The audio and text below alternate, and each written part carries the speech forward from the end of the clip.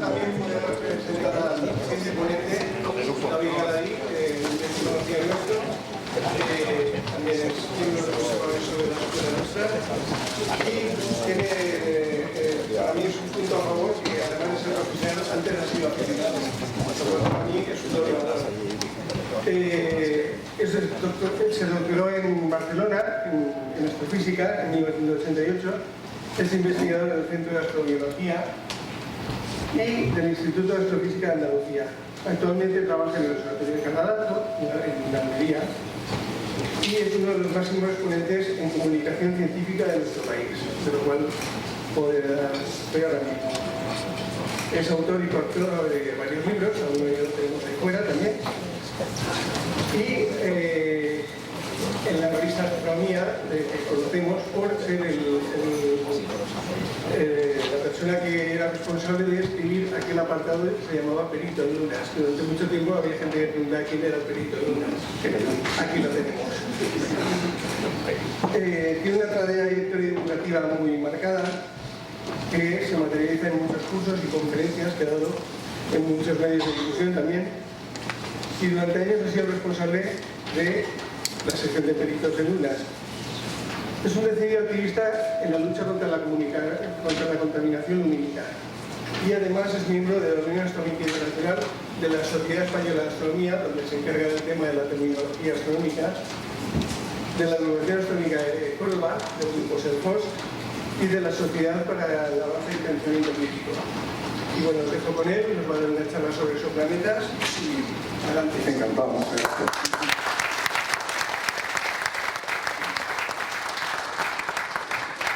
Bueno, pues estoy encantado de estar aquí. Espero que el público, después de la comida y ya a esta hora de la tarde en un salón, pues no se lo duele más demasiado. Yo tengo muchísimas cosas que contaros. A ver si me da tiempo en algo menos de una hora. Pero vamos, lo primero es que quería dar las gracias a la organización, ¿no? Porque efectivamente yo empecé en el mundo de la astronomía desde el lado amateur. Y me acuerdo yo de allí en la Agrupación Astronómica de Córdoba, con aquellos intercambios que hacíamos de boletines con otras entidades. Pues claro, en Córdoba hacíamos fotocopias en la papelería de la esquina, le poníamos una grapa y era nuestro boletín.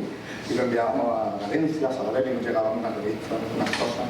Y es verdad que ahora cuando vemos el boletín de los años 80 de las habas, porque era una publicación humilde, pero a nosotros nos parecía profesional.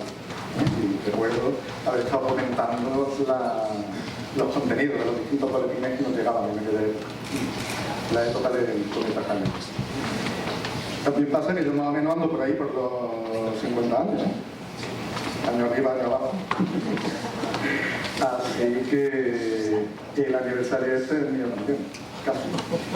Y otra cosa que casi nadie sabe, la Asociación Valenciana de Astronomía es más antigua que el Observatorio de Calar Alto. El Observatorio de Calar Alto cumplirá 50 años el año que viene. Se fundó en 1973, contarle a todos los amigos que Calar Alto es anterior al Observatorio de Canarias, aunque solo sea por un par de años.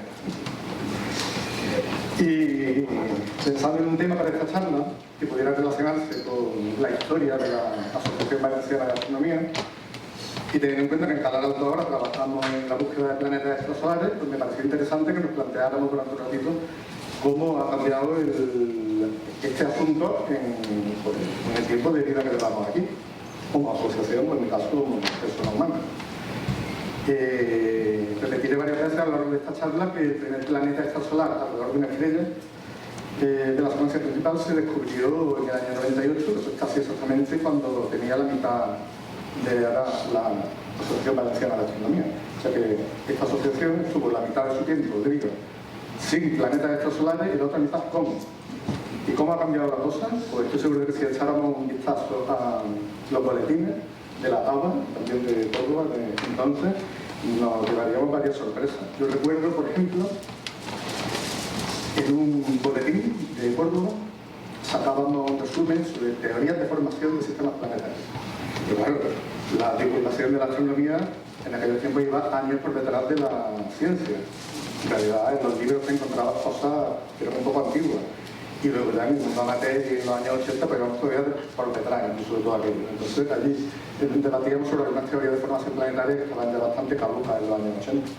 pero por lo menos hasta la mitad del siglo XX pues todavía había bastantes dudas sobre cómo se forman los sistemas planetarios, como para que se pudiera debatir si los sistemas planetarios son un fenómeno frecuente en el universo o si son una rareza totalmente exótica. Algo parecido a lo que nos planteamos ahora con la cuestión de la vida, ¿no? Y el centro de mi charla de hoy será convenceros de que hemos encontrado la respuesta a esa pregunta. Para la parte del público que esté menos familiarizada con estos temas, porque esta mañana hemos visto incluso que había alguien por aquí del mundo de la música, ¿no? Del piano. ¿Ya está? Bueno, pues sabemos, o creemos saber, que el Sol es una estrella, o dicho de otra manera, las demás estrellas son soles, son como el Sol. Y el Sol tiene planetas alrededor, así que parece normal, y hoy sabemos que es así, que otras estrellas también tengan planetas alrededor. Bien, pues esos planetas que giran no en torno al Sol, sino en torno a otras estrellas, son los planetas extrasolares, o exoplanetas. Y este tema empezó allá por el año 1995, cuando se descubrió el primer planeta extrasolar en torno a una estrella de la secuencia principal. Aquí tenemos a Michel Mayor y Didier Queloz, orgullosos premiados en el Nobel de Física en el año 2019. A mí siempre me sorprende a qué se dedica esta gente de allí de Estocolmo, del Comité de Nobel. Mira que tardan, ¿eh? Van más lentos que la justicia en algunos países. Pero por lo menos esta vez ha sido justo, ¿no? Porque comentábamos en el mundo de la astronomía observacional. Si no le dan el Nobel a Mayor y a Queloz, ¿a quién se lo van a dar? Pues si le dieron el Nobel incluso al que inventó el LED azul, lo que queríamos es un premio distinto, ¿verdad? Pues tenga ahí si se ha hecho justicia lenta, como vemos, por todas partes cuestionadas. Voy a empezar, como vamos a hablar de la historia de la Asociación Valenciana de Astronomía, hablar un poquito de contexto histórico. Lo que pasa es que por aquí voy a poder pasar bastante rápido, porque Juan, además no lo he comentado, pero estoy encantado de hablar después de ti, porque estuvo en el Tribunal de mi tesis doctoral, allá en el año 98, precisamente también, cuando se descubrieron los primeros planetas extrasolares. Aquella vez hablé yo y luego hablaste tú, ahora quiero lo desarrollar, habla otro tipo de cosas. Bueno, pues algo de contexto histórico. Pero en la charla de Juan ya han salido incluso algunas diapositivas sin que nos hayamos puesto de acuerdo, de las que yo voy a enseñar ahora. Porque el punto central de poner esto en su contexto histórico es intentar convenceros de que estamos viviendo un momento importante para la historia de la astronomía. Muchas de las cosas que yo voy a comentar aquí hoy son interesantes en sí mismas, pero que estarán en los libros de historia de la ciencia, de siglos venideros. Y hemos vivido el momento en que se han realizado esos descubrimientos.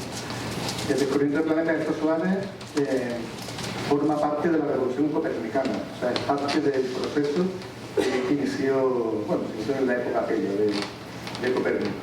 Hay ramas completas de la astrofísica que si las quitáramos, pues nos las perderíamos, porque son muy interesantes.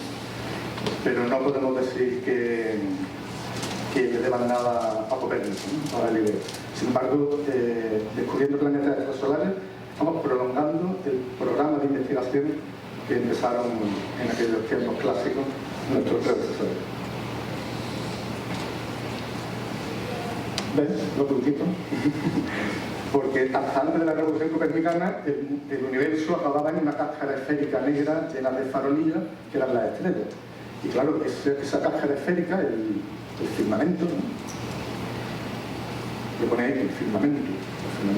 El firmamento tenía una función, además, no solo tenía que sostener las estrellas, que no eran soles, se consideraban lucecitas de una naturaleza indeterminada, colgadas de una superficie negra lejana.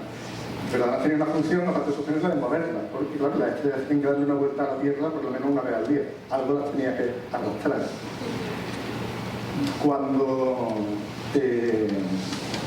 se fue asentando la idea de la revolución copernicana, aquí he puesto algunos ejemplos de publicaciones de los protagonistas de esa época. Además, la mayoría de estos libros se pueden comprar y leer.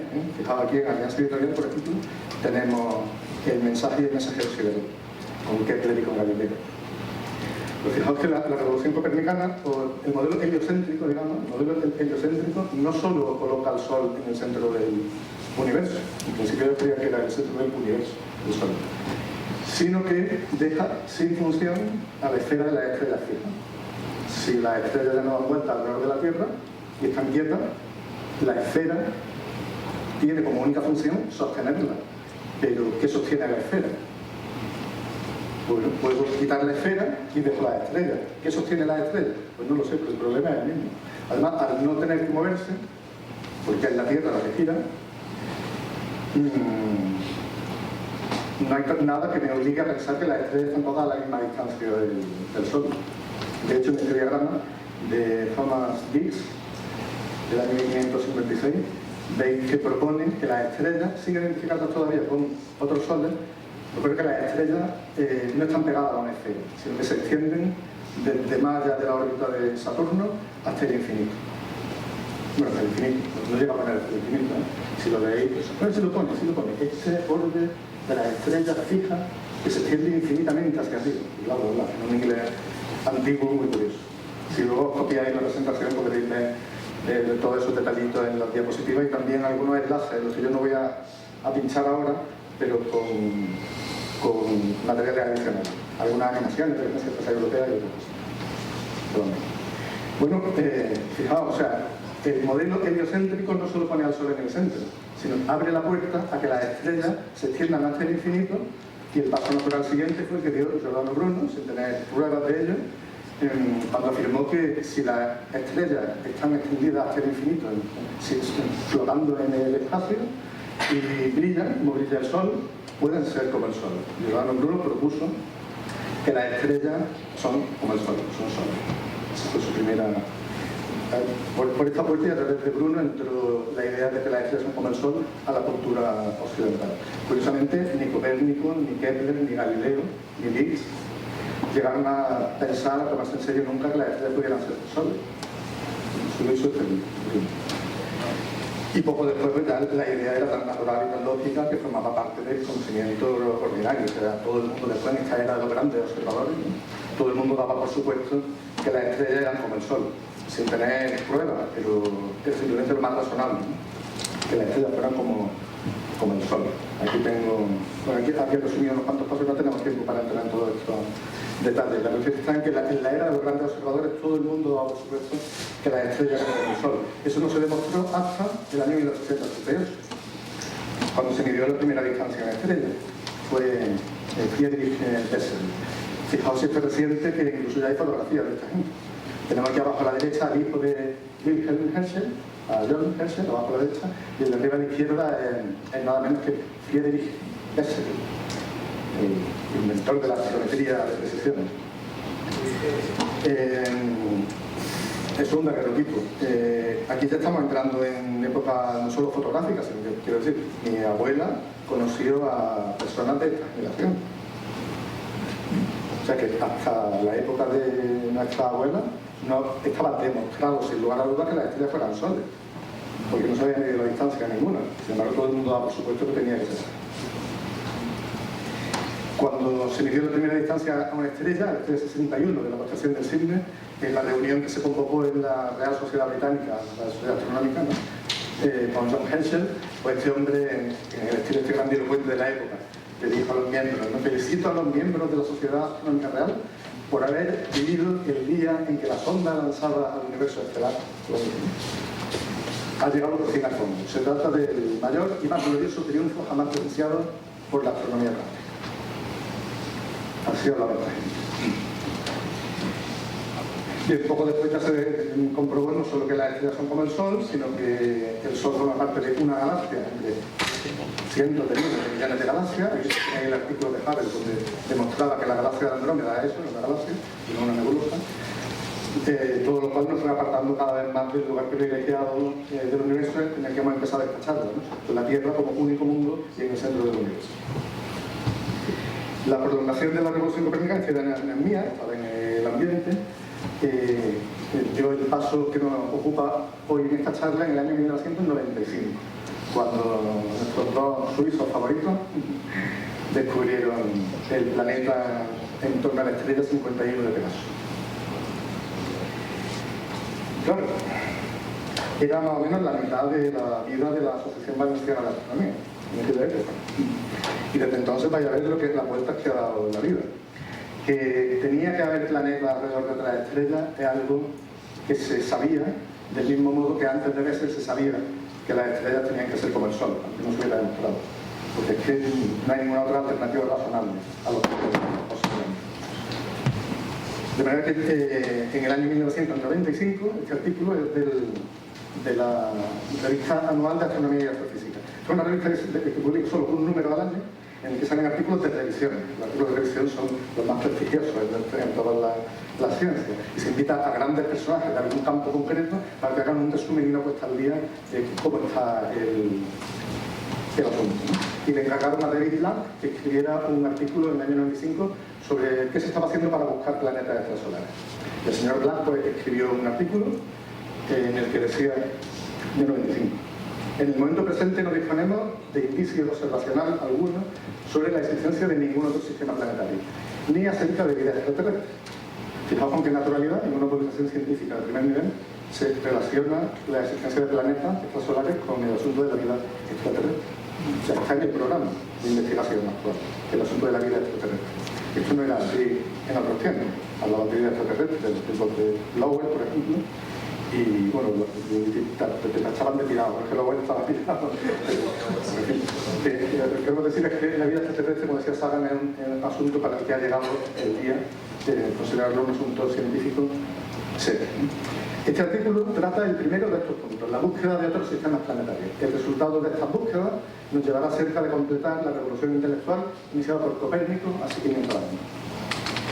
Y, en consecuencia, comportará cambios irreversibles en la visión que tenemos de lo que somos. Eso lo ponía al principio del artículo. Al final del artículo, muy cerca del final, decía: nos hallamos a bordo de un viaje que dentro de la década siguiente permitirá responder sin ambigüedad la cuestión de si el sistema solar constituye un fenómeno único o si, como nosotros y Copérnico sospechamos, se trata de un objeto habitual en la naturaleza. Así que en enero de 1995, David Blank, un experto mundial enorme en planetas extrasolares, decía que bueno, a ver si suerte y de aquí a 10 años, ¿no?, encontramos planetas. Y resultó que solo pasaron 8 meses. Unos meses después, en el mismo año, Mayor y Quedó, lo hemos visto antes, anunciaron el hallazgo de un planeta alrededor del C51 de Gaso, que era la secuencia principal. Ya antes, desde unos años antes, del 93, se conocían planetas alrededor de un pulsar. Son eso, en realidad los primeros planetas extrasolares descubiertos. Pero claro, la vida alrededor de un pulsar probablemente es muy aburrida y no es la que me interesa aquí. Pues ¿cómo cambiaron las cosas? Desde aquel día nada ha vuelto a ser igual. El cambio, el hueco en el campo de la búsqueda de planetas extrasolares fue tan grande que se pasó de no saber nada a empezar a tener datos observacionales. La cosecha de planetas llegó rápido. Y por ello el día en que llegaron a conocerse tantos planetas fuera del sistema solar como dentro. Y entonces contábamos 9. Allá por los pasillos del Departamento de Astronomía en la Universidad de Barcelona, la gente se cruzaba: ya hay tantos planetas fuera del sistema solar como dentro. Llegábamos allí andando como si estuviéramos viviendo un momento histórico. 9 planetas extrasolares. Y ya, en cambio, hoy, ¿sabéis cuántos tenemos? Tenemos 5.700 aquí. O sea, la cosa ha cambiado. Cambió tanto que en el año 98, o sea, solo 3 años después del artículo de Blank anterior, ya se pudo publicar en la misma revista anual de Astronomía y Astrofísica un artículo de revisión titulado Detección de planetas gigantes extrasolares. Lo firman Marcy Butler, que es los grandes descubridores de planetas, y aquí, hacia el principio del artículo, dicen estos autores: durante 2000 años, los principios científicos comúnmente aceptados han aportado indicios racionales tanto a favor como en contra de la existencia de otros sistemas planetarios. Me pregunto yo si no viendo el pulso a alguien, ¿no?, cuando escriben un artículo, si hay un problema de 2000 años, yo voy a explicar cómo he ayudado a resolverlo.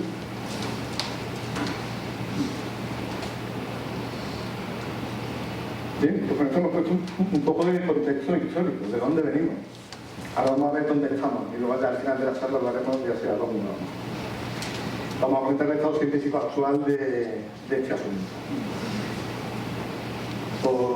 El resumen del contenido que os voy a dar ahora es que la ciencia sobre exoplanetas es ciencia de vanguardia.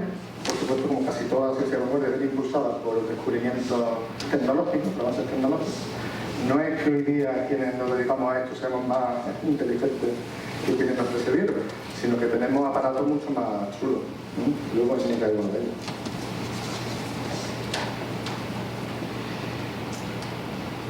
Y luego, no olvidéis nunca, o sea, el asunto de la vida extraterrestre, esta es la agenda. Y el paso natural siguiente. De hecho, ya se está preparando, estamos afilando, como dicen los conservadores, estamos afilando bien la herramienta para el desafío siguiente. ¿Cómo detectamos planetas extrasolares? Pues no os asustéis porque este diagrama de Michael Perryman no vamos a recorrerlo entero, es bastante complejo. Pero basta con que sepamos que hay muchas maneras de intentar detectar, incluso de hacerlo, planetas extrasolares.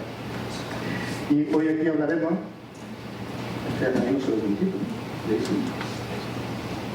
bueno, hablaremos de algunos de los métodos, algunos basados en la dinámica, a través de astrometría, velocidad radial, o también a través de fotometría, o sea, la técnica de tránsito, que además está al alcance de los instrumentos Ampere.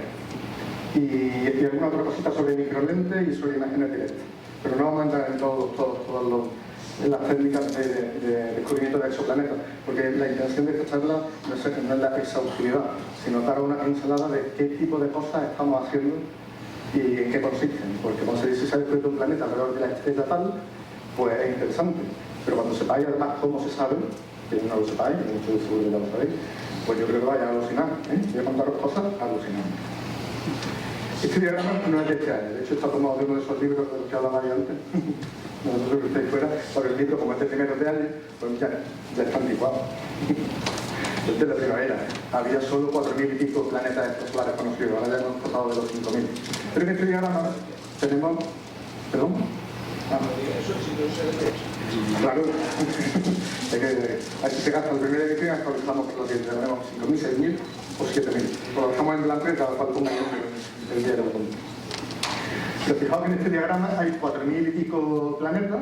En el eje horizontal está el semieje mayor, o sea, la distancia media del planeta a su estrella, y en el eje vertical está la masa estimada del planeta, en unidades de la masa de Júpiter. Luego, cada color es un método de descubrimiento. Todavía no os voy a explicar en qué consisten esos métodos, pero os dais cuenta de que los métodos de descubrimiento están agrupados. O sea, cada técnica, como decimos en física, cada técnica cubre una región diferente del espacio de parámetros. Lo decimos así. Claro, lo que esperamos, los puntitos negros son además los planetas del sistema solar. ¿Veis aquí? Están de abajo arriba, pues Mercurio, Marte, aquí están Venus y la Tierra, después deben de ser Urano y Neptuno, y por ahí andarán Saturno y Júpiter algo más arriba. Fijaos que la inmensa mayoría de los planetas que conocemos son muy distintos a los del sistema solar, por lo menos en términos de estos dos parámetros, semieje mayor frente a masa. ¿Qué ocurre? Que cada técnica de descubrimiento tiene una ventaja y un inconveniente. Y todavía no tenemos la capacidad de explorar todo el espacio de parámetros. Por eso es muy interesante y muy importante también que tengamos técnicas diferentes y que las vayamos mejorando. Porque lo que cabe esperar es que de aquí a un tiempo el diagrama que se publique en los libros de la época tenga puntitos por todos sitios.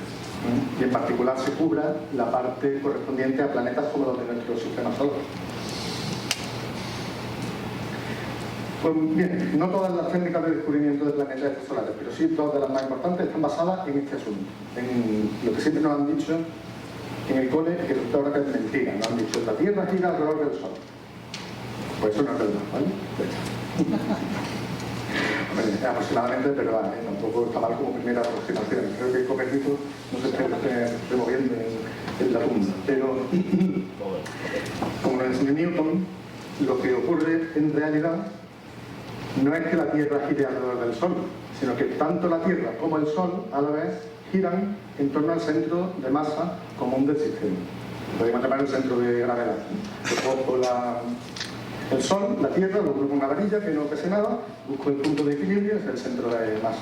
Así que la Tierra da una vuelta al centro de masa del sistema Tierra-Sol una vez al año, y el Sol también da una vuelta una vez al año en torno a ese centro de masa, como he intentado representar aquí en el dibujito de la derecha. Tenemos aquí tenemos la estrella en rojo, el planeta en negro, y veis cómo la situación de la izquierda no representa bien la realidad física.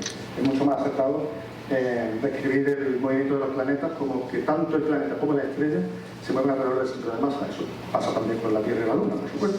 O sea que la Luna le da una vuelta a la Tierra una vez al mes y la Tierra también se mueve debido a la atracción de la Luna.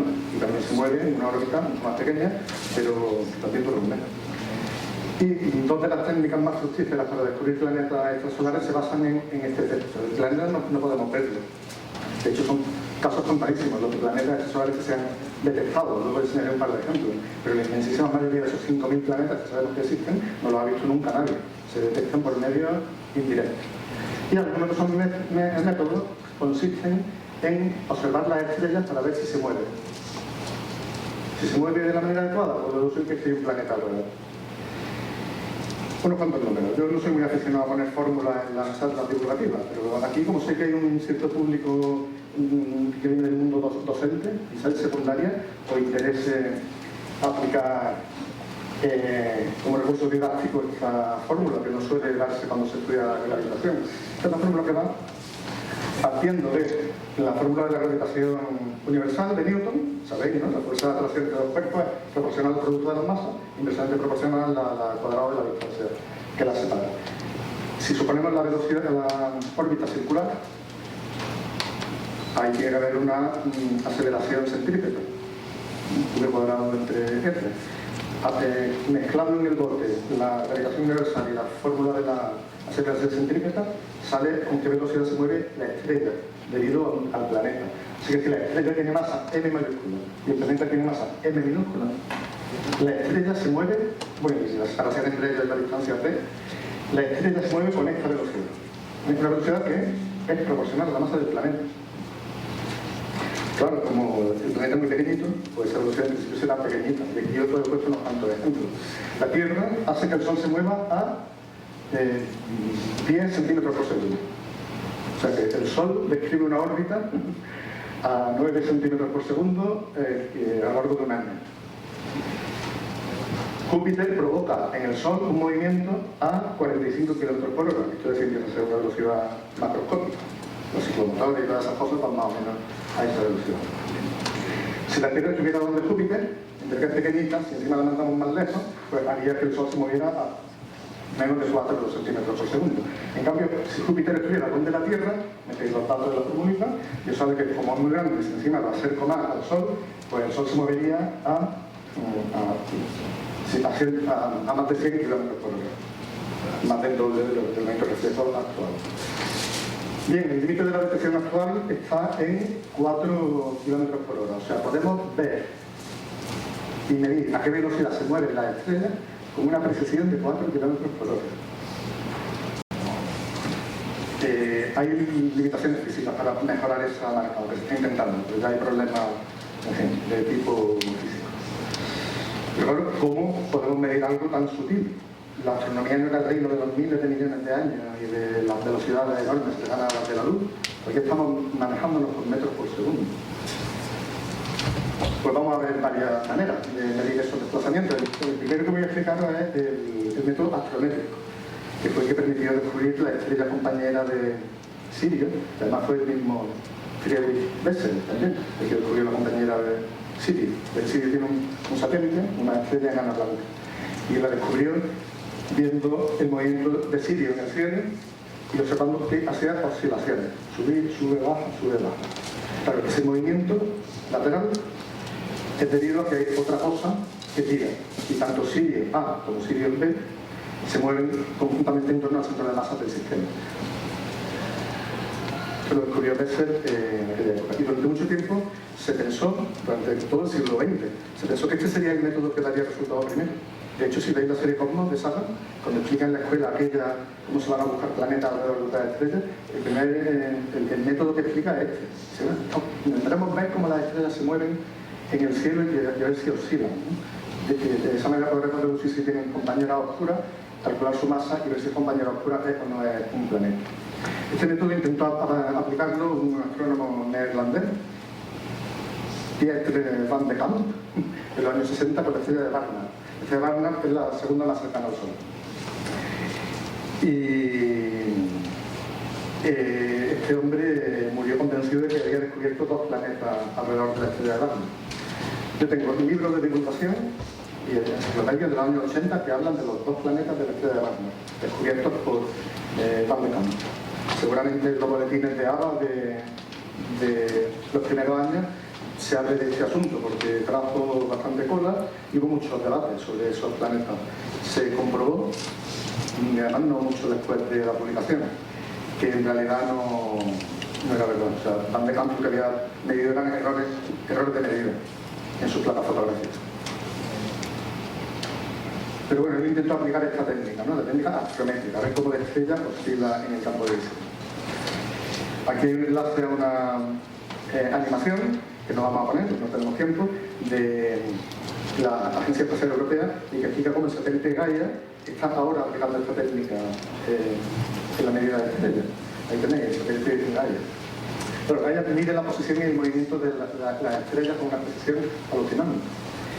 Y entre sus resultados empieza a haber ya planetas extrasolares detectados por este método.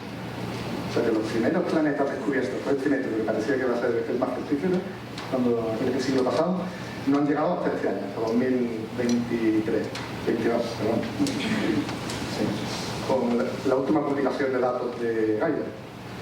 El catálogo astrométrico de Gaia, más reciente, incluye 73 detecciones de planetas por el método astrométrico. Por fin, también. Y no los de Van de Kamp. Esto está raro, ¿no? Y entre esos 73 hay 9 que ya se conocían, lo cual infunde confianza. Quiere decir, bueno, pues estoy viendo de verdad planetas que debería haber. ¿Y qué pasa? Porque los otros 64 pues, están pendientes de confirmación. Pero es que no hay ningún aparato en el mundo con la precisión suficiente para confirmar los planetas de Gaia. Así que estas confirmaciones tendrán que esperar un tiempo. Será la propia Gaia, el satélite Gaia, el que lo confirme, vamos a decirlo así. Porque como sigue observando y tenemos que durar varios años, estas señales tendrán que mejorar y que reafirmarse. O sea, tendremos datos acumulados durante muchos más años y podremos concluir que la señal es real, claro, que no es ficticio. Aquí en esta tabla están, en primer lugar, los 9 planetas ya conocidos, los otros 64 están por ahí también en otra tabla y en otro artículo.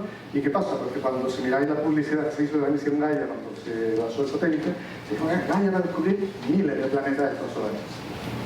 Pues de momento van 70. ¿Qué pasa?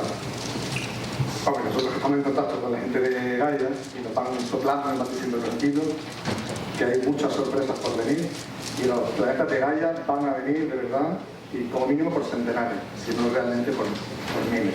O sea que este método ha tenido éxito, se está aplicando y está funcionando bien. Hubo un trabajo hecho en Europa y con participación española. Bueno, otro método indirecto, este sonará más, el del efecto Doppler. La anterior una detección indirecta, también, porque lo que vemos es la estrella moverse en sentido perpendicular a la dirección, sobre el cielo, ¿no? Pero el del efecto Doppler se basa en intentar detectar el movimiento de la estrella, pero en la dirección de la dirección, o sea, adelante, atrás, adelante, atrás, adelante, atrás.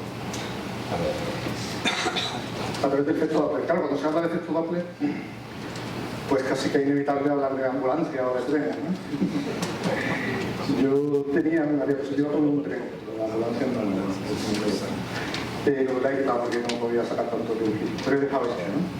En el que sale una persona, y lo veis, sosteniendo una bombilla en la mano, y ahí tenéis la onda luminosa, la luz que emite la bombilla. Y tenemos a otra persona observando que dice, veo la luz. A ver, a la izquierda.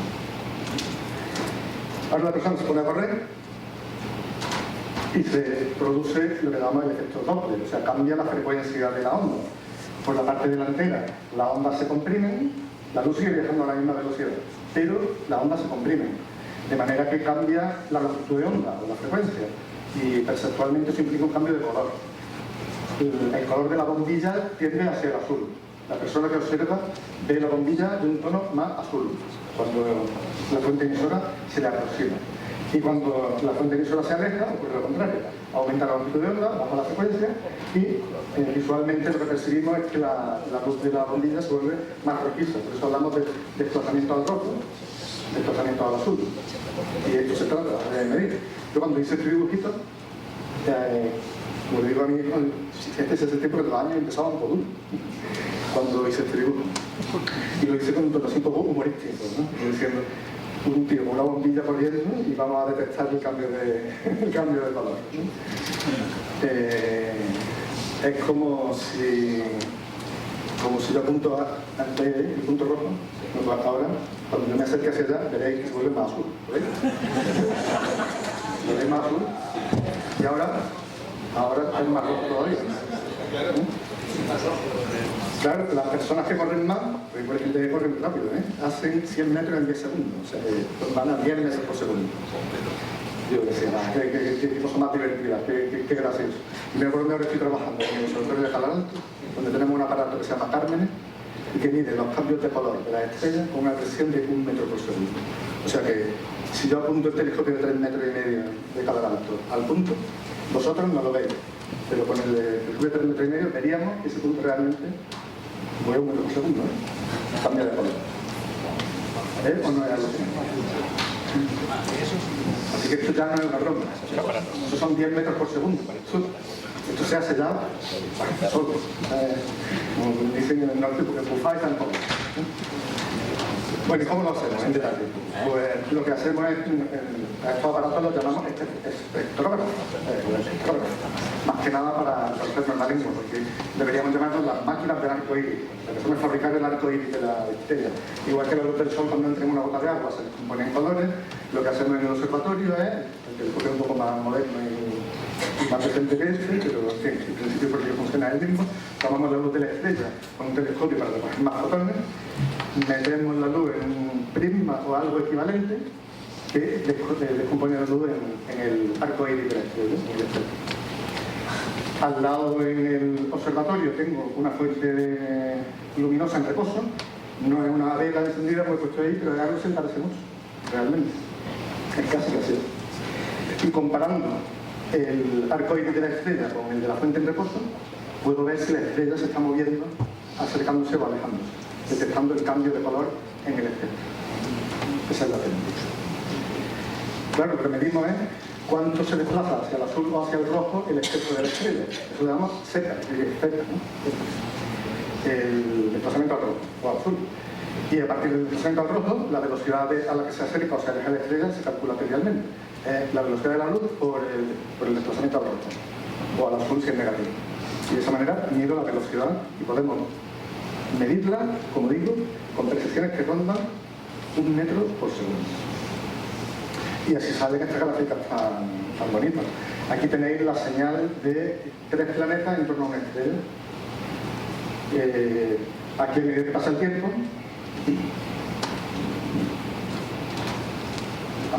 tiempo, vemos como la estrella se mueve hacia el positivo, es para allá. Se aleja, se acerca, se aleja, se acerca. Y la amplitud del movimiento aquí son 5 metros por segundo más o menos, la semi-amplitud de la gráfica. Aquí tenemos otro de 5 metros por segundo y aquí un poco menos, claro.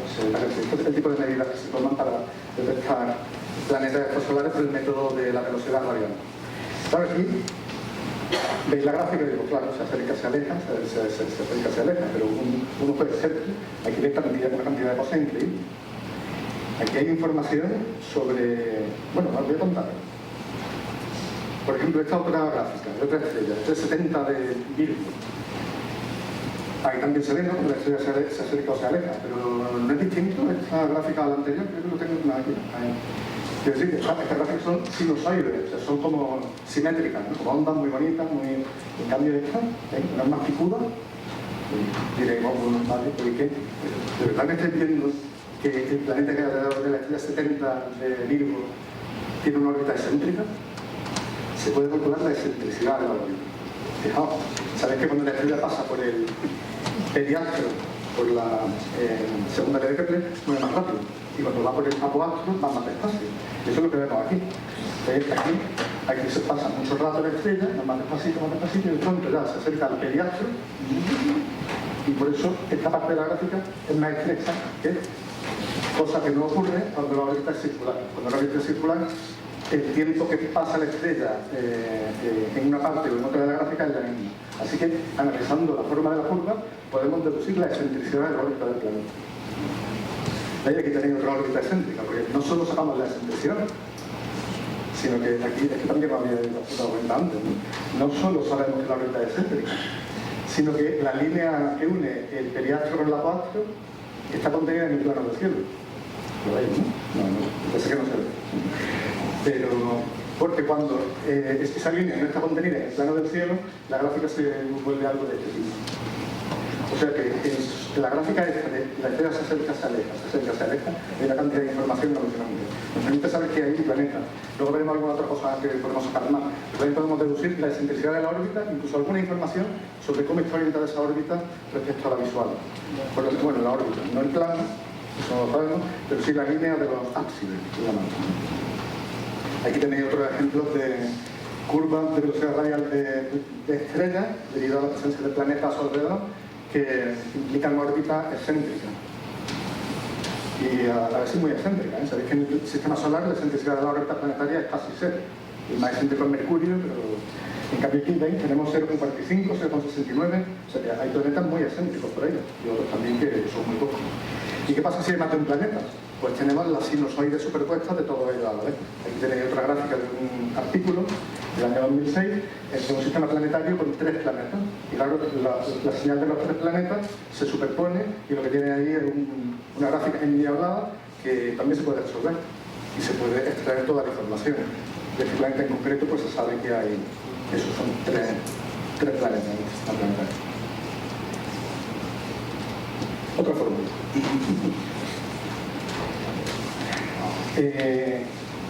Podemos etiquetar como K mayúscula a la semiamplitud de la figura.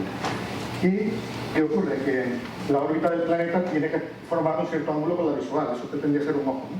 Así que si desde aquí la línea visual o la perpendicular al plano de la órbita forma un cierto ángulo, lo vamos aquí, de manera que si la inclinación es 0, estamos viendo la órbita planetaria así de plano.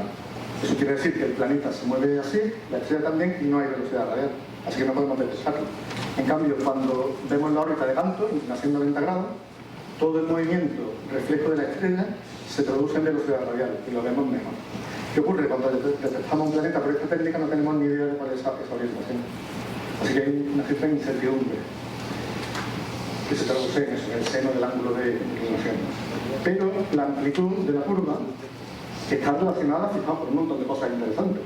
El número pi, que tiene que estar en la sopa en todos sitios, sobre todo cuando hay algo más o menos redondo, la constante de la rotación universal, la inclinación de la órbita, la masa del planeta, la masa de la estrella, también, y la excentricidad orbital. Todo eso afecta a la amplitud de la curva.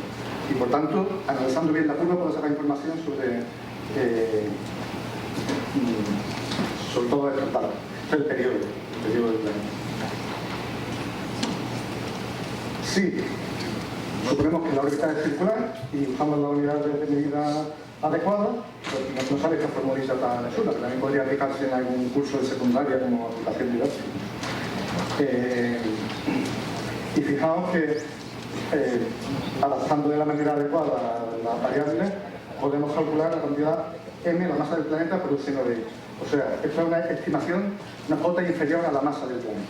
O sea que mirando la curva de velocidad radial, puedo decir, bueno, el planeta tiene que ser como mínimo así de masivo, si no más.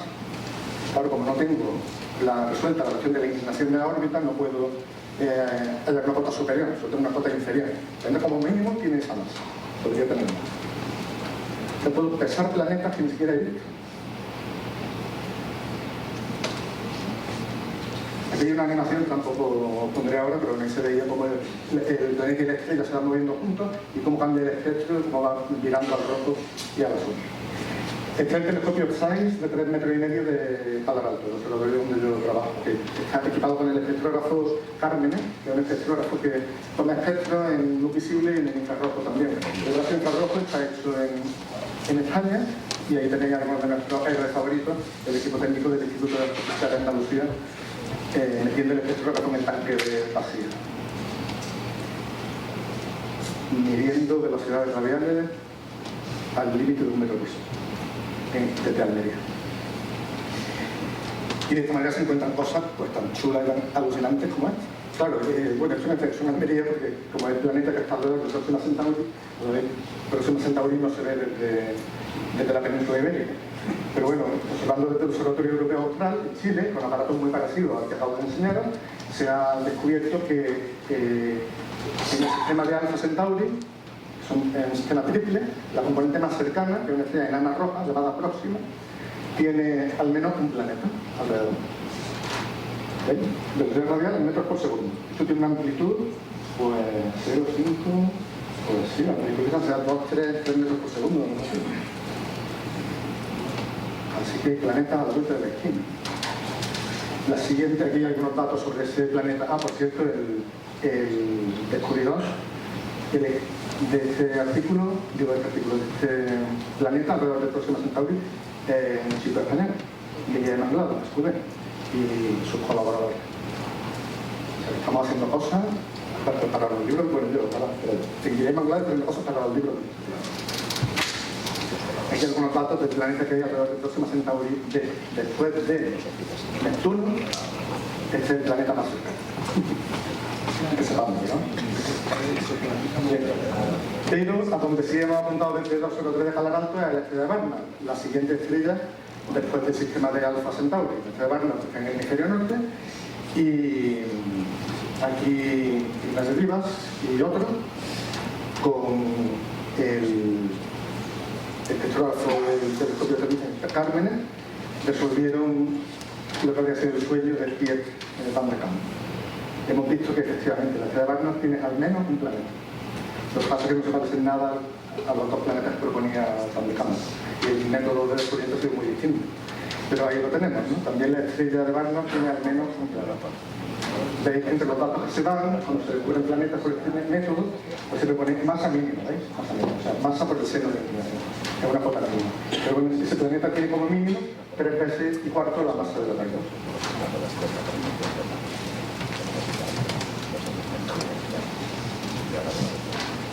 Cada vez que escribo estas cosas me siguen sorprendiendo, que seamos capaces de hacer cosas de ese estilo, pero no es nada comparado con lo que os voy a contar ahora, es que es alucinante. El método de las microlentes gravitatorias para detectar planetas extrasolares. Eso es ciencia ficción. El dibujito también está tomado de algunos de los libros que hay por ahí fuera que está en la. Bueno, pues esto es un resultado de la teoría de la relatividad general, que describe de qué manera los rayos de luz se curvan en presencia de un campo gravitatorio. Y la idea es la siguiente: un objeto masivo interpuesto, que llamamos lente, puede desviar la luz procedente de otro objeto más alejado y hacer que la luz de ese objeto más alejado se vea rara.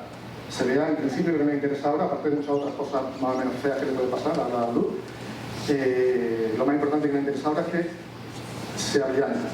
O sea, que si yo tengo una estrella por ahí y le pasa por delante a la distancia adecuada otra cosa, esa otra cosa que pasa entre la estrella lejana y el observatorio puede actuar como lente gravitatoria, intensifica la luz de lo que está lejos. Así que esta astrónoma está viendo ahora, quizá ve o quizás no ve este objeto. Este objeto podría ser muy oscuro, muy ligero, o no verse. Pero lo que sí está viendo seguro es cómo la luz de esa estrella que hay detrás se intensifica. Mientras está pasando la lente por delante. Esto que suele aplicarse, esa emisión de la noticia en contextos cosmológicos, también sucede dentro de nuestra propia galaxia, en el contexto de lo que llamamos microlentes gravitatorias. Aquí tenéis uno de los primeros estudios que se hicieron en el mundo sobre microlentes gravitatorias de nuestra galaxia. El proyecto Disk and Seeing Objects, DUO. Se trataba de apuntar a un sitio y medir el brillo de miles y miles y miles de estrellas y seguirlo, y ver si en alguna de ellas pasaba lo que pasó. En el brillo de la estrella, vamos a fijarnos por ejemplo en esta, ¿no? En esta vez. El brillo es estable, pero de pronto sube y baja, como una forma de campana muy bonita, ¿eh? Y también hay este paso. Son varios ejemplos de microlentes detectadas por este estudio. Se trata de estrellas lejanas y alguna cosa ha pasado por delante, pero en vez de provocar una eclipse, lo que ha provocado es un abrillantamiento por el efecto de lente gravitatoria. Y veis que lo que hace la estrella, el brillo de la estrella de fondo, es subir y bajar de manera suave. Pero ¿qué pasa si el objeto lente no es un objeto simple, no es una estrella, sino, por ejemplo, si es una binaria? ¿Qué esperaríamos ver? Quizá dos bultitos. Pues pasan, cuando en vez de un objeto tiene varios, pasan cosas rarísimas, pero raras. Ahora te va a parecer que el satélite Gaia lo hace todo, que es que precisamente lo hace todo. También ha detectado lente gravitatoria. Esta es la lente gravitatoria Gaia 16AYE. Y en Gaia, pues Gaia mide la posición, el movimiento y también el brillo de todo lo que le pasa por delante. Y aquí se vio en cierto momento que había una estrella que presentaba cambios de brillo. Aquí sospechamos que aquí está pasando algo. Así que se disparó una alerta, una alarma internacional, todos los observatorios del mundo, muchos de ellos se ponen a mirar el objeto y efectivamente estos puntitos no son de Gaia, son medidas desde el suelo. Efectivamente sigue como iba subiendo, sube y luego baja. ¿Qué pasa? Porque hay algo raro. Más alerta, más observatorio. Entonces empezamos a tener puntitos de todos los colores. Todo el planeta Tierra mirando a la estrella Gaia 16AYE, porque aquí pasaba algo muy raro y tan raro. O sea, al cabo de varios días, bueno, estos fenómenos pueden durar semanas o meses. O sea, no es como cuando es como una fulguración solar. O sea, los efectos de gravitatorios son lentos y duran semanas o meses. Pues claro, esta curva de luz contiene también muchísima información y ha permitido saber que lo que ocurre es que tenemos una estrella gigante de tipo K, que es el objeto de fondo, y que le ha pasado por delante una estrella binaria cuyos componentes tienen 0,6 y 0,4 masas solares. Toda esa información, por lo visto, está en esa curva de luz. O sea que ahí la lente era una binaria. Y estudiando la forma de la curva de luz, abrimos todas esas cosas. Claro, esto era una binaria, pero ¿y si en vez de una binaria lo que tengo es una estrella con un planeta? Y actúa como lente. Pues ahí lo tenemos. Este es el proyecto OVLE, no sé cómo lo pronunciarán en inglés, OVLE, dedicado también a estudiar microlentes gravitatorias de la galaxia. Y aquí veis cómo va la curva de luz. Ahí está a lo largo de julio, agosto, en fin, un par de meses. La luz va subiendo. Cuando hay una alerta, pues aparecen puntitos ya de colores, eso puede significar que son muchos los observatorios que están apuntando al objeto. Y de pronto aquí hay algo raro, pero aquí hay otra cosa rara también. ¿Veis? Claro, pasamos. Si lo ampliamos, vemos que la curva de luz de la lente gravitatoria tiene una jorbita. ¿Qué pasa ahí? Porque esta estrella tiene un planeta alrededor y el planeta perturba el efecto de lente gravitatoria. Y se ha descubierto que este objeto, lo que tenemos es que la lente, el objeto lente, la estrella que ha pasado por delante, es una estrella enana de tipo M, una estrella fría ligera, y que tiene alrededor un planeta con 5 veces la masa de la Tierra. En eso sale la masa del planeta, sale también una estimación de la distancia de la estrella y otra serie de parámetros que por lo visto son todos contenidos en la forma de la curva de luz. Es una alucinación. Claro, pero un inconveniente de este método es que ocurre una vez en la historia y ya está. O sea, no tenemos ninguna información, por ejemplo, sobre el periodo. La estrella por su planetica pasa por delante de la otra, se produce el efecto de lente gravitatoria y nunca más en la historia de la galaxia volveremos a saber nada de ese sistema planetario. Pero tiene interés por lo menos de manera estadística y además permite explorar otra región del fase de parámetros, aunque sea con información incompleta. Y ahora llegamos ya a un método un poquito más directo. Nos gustaría ver planetas extrasolares. Bueno, hasta no hace mucho esto era lo más parecido, era ver la sombra del planeta extrasolar. Cuando esto es una medida fotométrica, si da la casualidad de que la órbita del planeta coincide con la visual, el planeta pasa por detrás de la estrella y por delante a cada vuelta. Cuando pasa por detrás no me doy cuenta, pero cuando pasa por delante oculta parte del brillo de la estrella.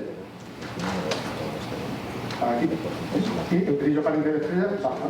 Con la lente gravitatoria medía abrillantamiento, por el método de los tránsitos lo que mido son debilitamientos del brillo aparente de la estrella. Aquí tenéis datos de un fenómeno real. Hay ninguna materia que hace este tipo de observaciones. Hay un montón de información también en estas curvas de luz. ¿Y qué ocurre? Que si yo observo que una estrella baja de vez en cuando de brillo porque tiene un planeta alrededor, automáticamente ya sé cuál es la orientación de la órbita. La veo de canto, si no, no habría visto. Así que si yo ese sistema, aparte de detectar tránsito, y mido la velocidad radial, como ya sé la inclinación orbital, ya lo sé todo sobre el planeta. Así que estos son los ejemplos de sistemas planetarios de los que tenemos más datos. aquellos en los que hay tránsito y al mismo tiempo se detecta la señal en velocidad radial. Hay bastante tema. Y permiten sacarme un cambio de información increíble. Esta observación se hace desde tierra, también desde el espacio. Y por cierto, este es el método, aunque menos glamoroso, desde la velocidad radial, el que ha conducido al mayor número de descubrimientos hasta ahora. Y bueno, algo anecdótico, detección directa. O sea, hay algunos planetas extrasolares que se han fotografiado directamente, no son muchos. O sea, 7, 8, 9 sistemas. Aquí os pongo dos ejemplos.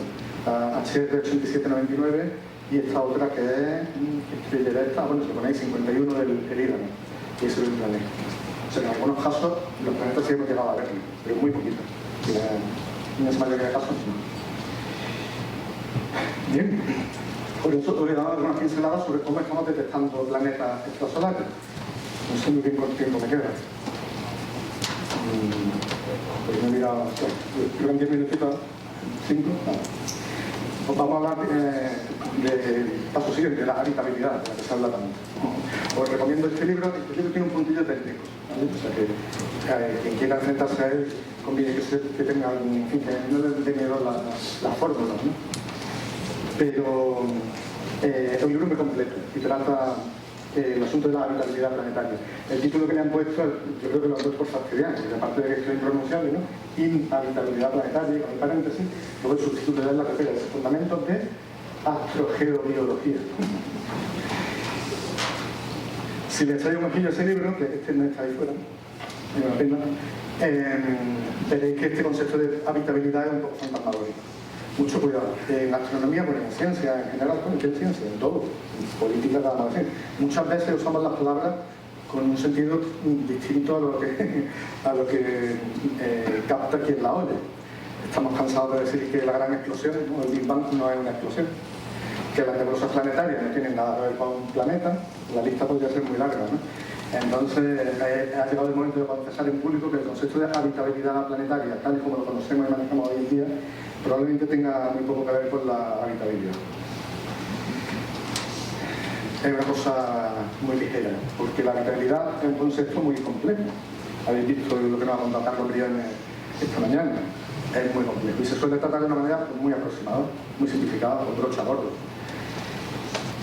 Normalmente cuando se dice que un planeta está en la zona habitable, o que es habitable, lo que queremos decir es que hay motivos fundados para pensar que probablemente haya agua líquida allí. Ese es el significado. Habría sido mejor que sea habitable, podríamos haber llamado, no sé, no sé qué valor, planeta con unas probabilidades razonables de que haya agua líquida en la superficie. Eso es lo que deberíamos decir.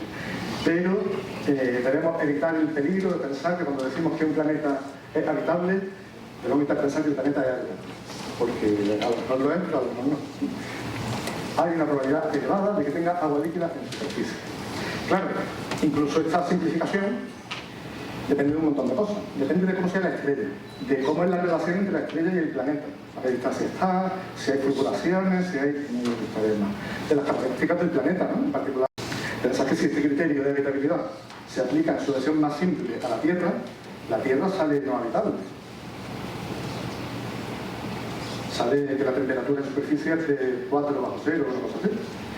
Claro, tenemos que tener en cuenta que la atmósfera de la Tierra induce un cierto efecto invernadero y cuando se tiene eso en cuenta ya se sabe que la Tierra es habitable.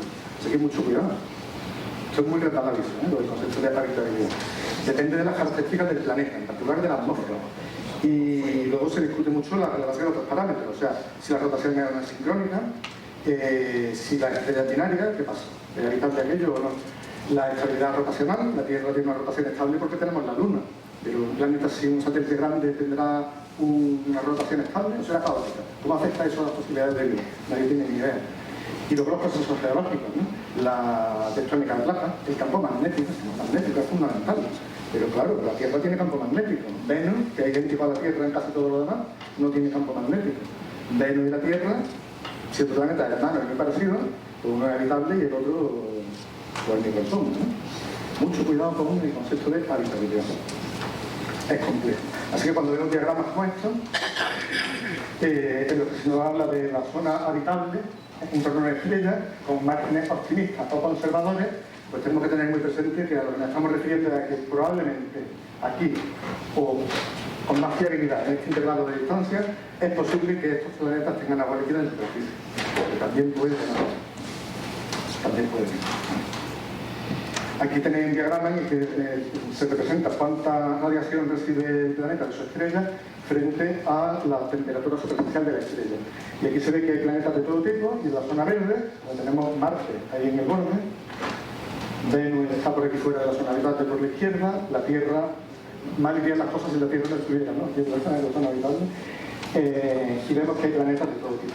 Gigantes, jovianos, pequeños e intermedios, por todos los lugares del diagrama. O sea que hay planetas habitables, en el sentido técnico en el que lo he definido antes. O sea que parece que tiene que haber muchos planetas por ahí que pueden tener agua líquida en superficie. Pero ojo también con obsesionarnos con esto, porque también lo hemos comentado esta mañana.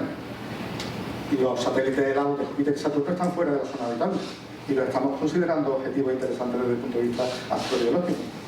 ¿Por qué? Porque tienen agua líquida, no en superficie, y si la tienen, que parece que sí, es por un motivo totalmente distinto que no tiene nada que ver con la radiación de la estrella.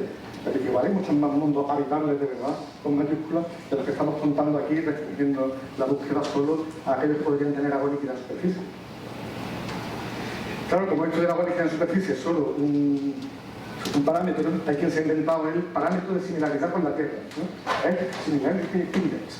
Lo que hacen es coger una serie de parámetros que describen el planeta, la estrella y todo eso, los multiplican y si sale uno es la Tierra. Y cuanto más distinto de uno, pues más distinto a la Tierra es el planeta. Esto es peligroso porque con la información que tenemos hasta ahora, si miramos al sistema solar desde Alpha Centauri, no podríamos distinguir Venus de la Tierra. Nos saldría que Venus tiene un índice de similaridad con la Tierra alto, y sin embargo allí ni quien viva. Bueno, hay planetas más o menos similares a la Tierra, hay algunos, fijaos aquí, que se parecen mucho a la Tierra. Pero ojo con el tierrocentrismo.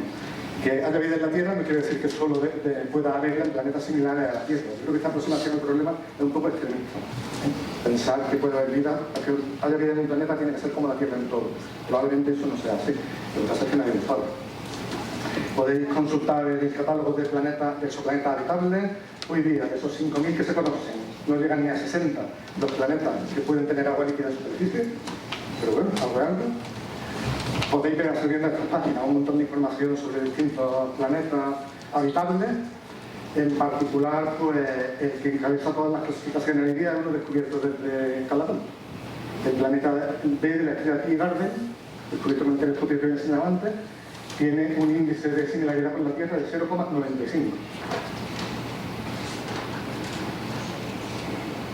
Por comparación, Marte tiene un 0,66.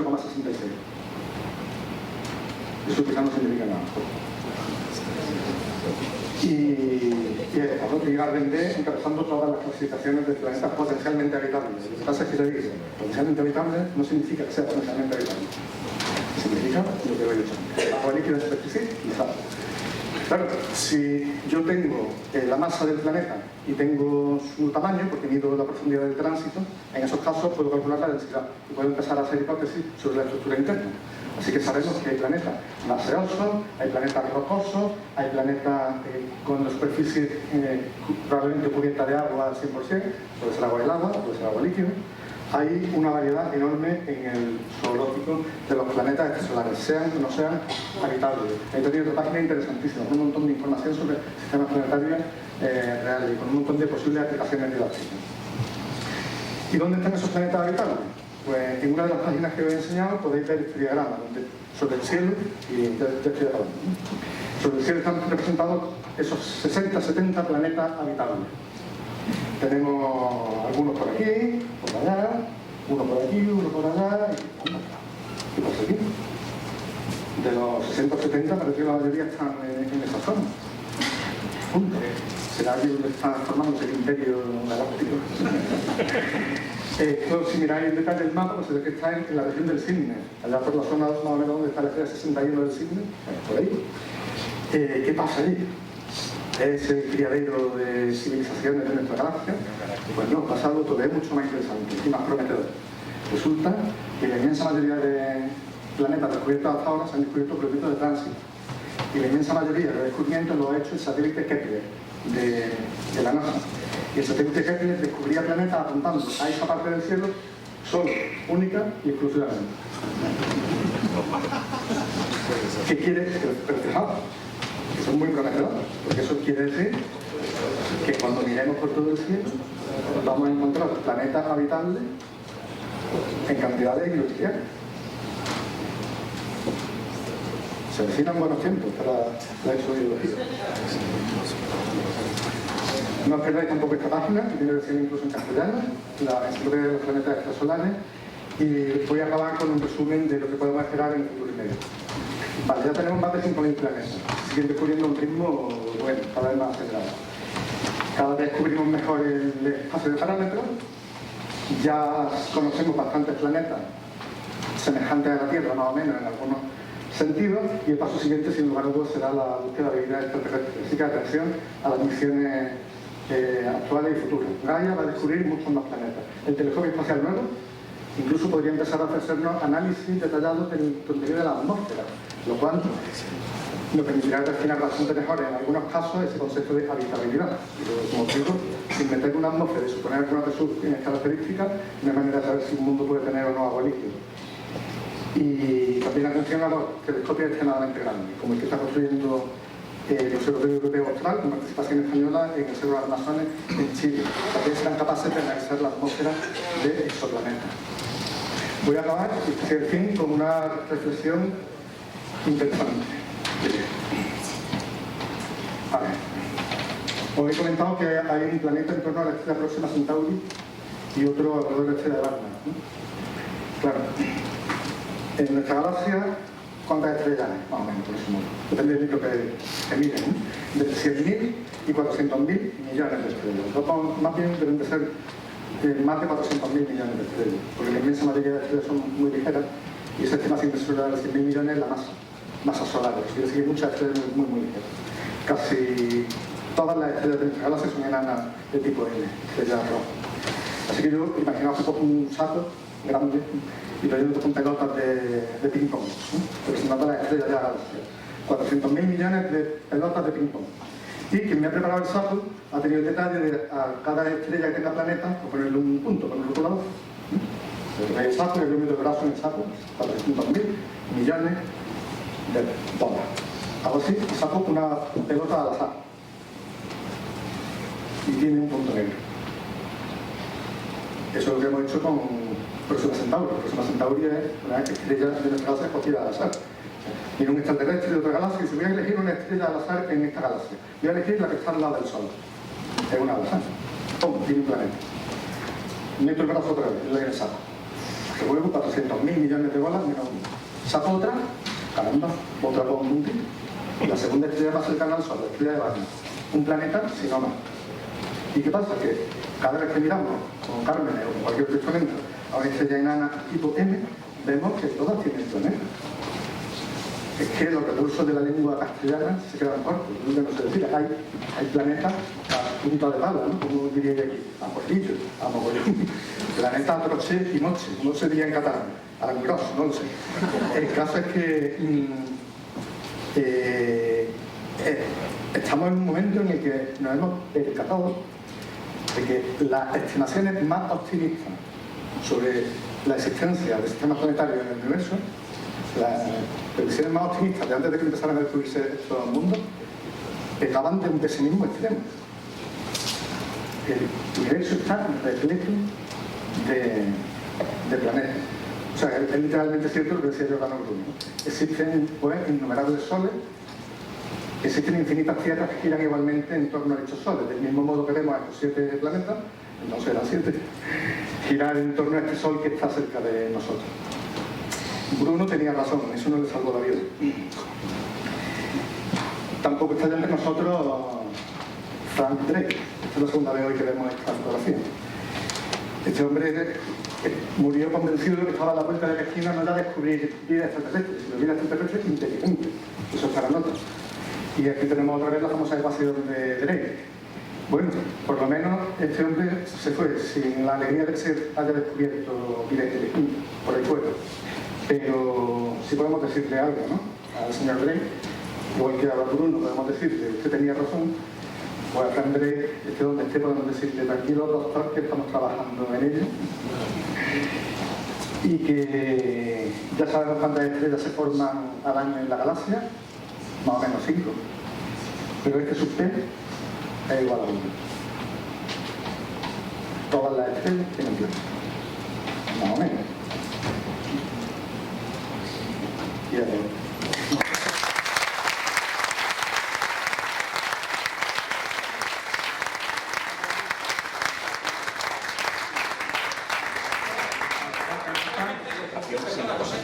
Solamente un par de preguntas, es que vamos muy retrasados para salir fuera del carro.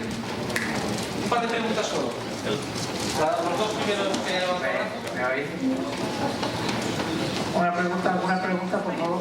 Sí, Joan.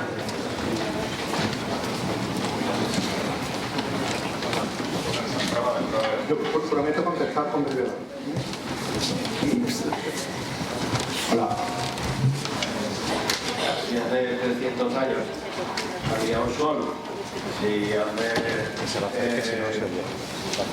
30 años no se sabía si había planetas alrededor de otras estrellas, ahora parece ser que hay planetas alrededor de todas las estrellas. Por esa lógica tiene que haber vida en todas las estrellas, en todos los planetas. Es decir, antes nos considerábamos el centro del universo, cada vez estamos más descentrados, entonces, por una lógica así, posiblemente haya vida por arriba en todo el universo.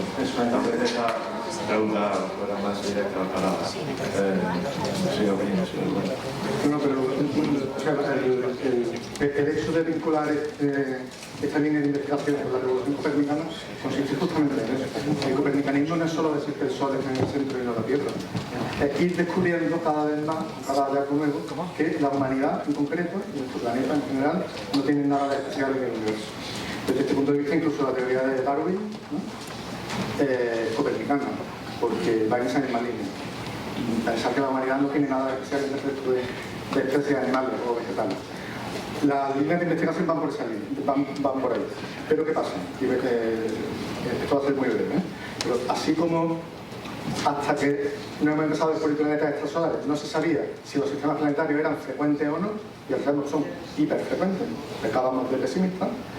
No sabemos si en los planetas potencialmente habitables, con agua líquida, la vida se forma de manera automática o no. El principio copernicano nos debería invitar a ser optimistas, al menos en lo que se refiere a vida elemental. La vida compleja ya es otra cosa. Sabemos que la vida en la Tierra apareció cuando tuvo la primerísima oportunidad. Tenemos mucho interés por explorar Marte, no tanto por si hay vida ahora o no, porque lo más probable es que no la haya, pero es un sitio muy desagradable. Pero el interés astrobiológico principal de Marte, lo ha explicado Carlos esta mañana, es ver si cuando allí hubo condiciones, en cuanto fue habitable el planeta, si también se formó la vida allí. En ese caso tendremos 2 de 2 y podremos deducir que el universo está repleto de vida. Pero si vemos que en Marte, a pesar de que hace 3.000 millones de años era propio de la vida allí no se formó, en ese momento podríamos tener motivos para el pesimismo. Así que no lo sabemos, pero estamos trabajando sobre la línea copernicana, pensando que probablemente haya vida. Pero vida compleja en la Tierra solo la hay desde hace 600 y pico millones de años. O sea, da la impresión de que la vida pluricelular compleja, la que surgió en el Cámbrico, es un accidente. Si no, se habría formado mucho antes, ¿no? Y de la inteligencia de ni hablemos, ¿no? La inteligencia lleva aquí, si decimos que lo que tenemos, luego más. Lleva aquí un ratillo y todavía está por demostrar que la inteligencia sea una ventaja adaptativa. Por tal como lo llevamos, más bien tiene pinta de que ha sido un error catastrófico de la evolución. Una pregunta más, ¿alguien? ¿Usted? Y ya acabamos. Mi pregunta es un poquito más allá, porque hemos hablado de planetas, pero ¿tú qué opinas sobre la posibilidad de lunas? Lunas es sobre... Es que ahora va a estar muy de moda porque justamente Avatar trata de Alpha Centauri D, creo que es, un planeta gigante, no me acuerdo cómo se llama, y es una luna que está en zona habitable alrededor de un planeta gigante que está en ese lado. Entonces, por ejemplo, dentro de unos cuantos años la zona habitable del sistema solar se desplazará dentro de unos cuantos millones de años y quizás la zona de Europa o sea, esté en zona habitable. Entonces a lo mejor. Bueno, pues el concepto de exosatélite, o exoluna, exomoon, en inglés, ¿no? También está en la agenda. Ahora, si detectar planetas es difícil, detectar satélites de esos planetas, eso es dejado de existir. Pero hay técnicas que se están aplicando y que probablemente, vamos, yo doy por hecho que de aquí a si no me equivoco, como Black, del artículo de antes, pero yo apostaría que de aquí a 10 años, lo pongo de aquí a 10 días, ¿no? Desde aquí a 10 años empezaremos a tener información sobre exosatélites. Y tienen que existir, además tienen que existir en cantidades industriales, seguro, seguro. El problema es dar con ello. Le damos las gracias a